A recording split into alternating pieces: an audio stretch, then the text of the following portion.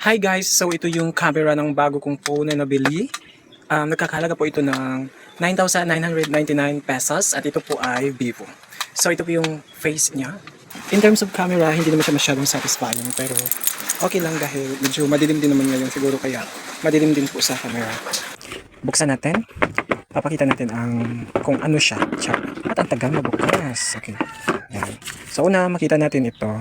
So the model is a B2555.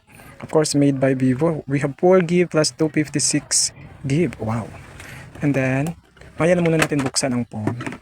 So, ito yung mga nasa loob. Ito yung kanyang pin.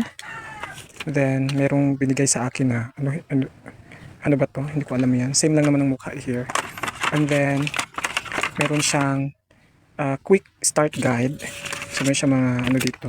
Ano ang gagawin, like that, or ano ito. And then, meron siyang charger. So, hindi ko pa siya na-set up. Ayan, ito. So, ang fast charge, hindi ko alam kung ano ang sign kung okay ba siya. And actually, it's made from China. Yeah. And then, ano to? Nakuha pa ba to?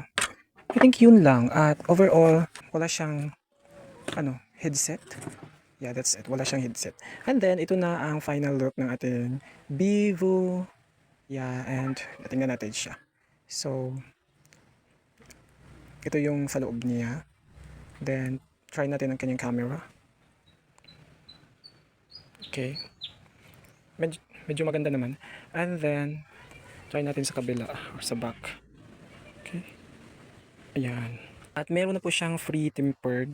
Tempered na po niya ito. Meron siyang tempered dito na medyo maliit lang, manipis. And then, may cover na din po siya.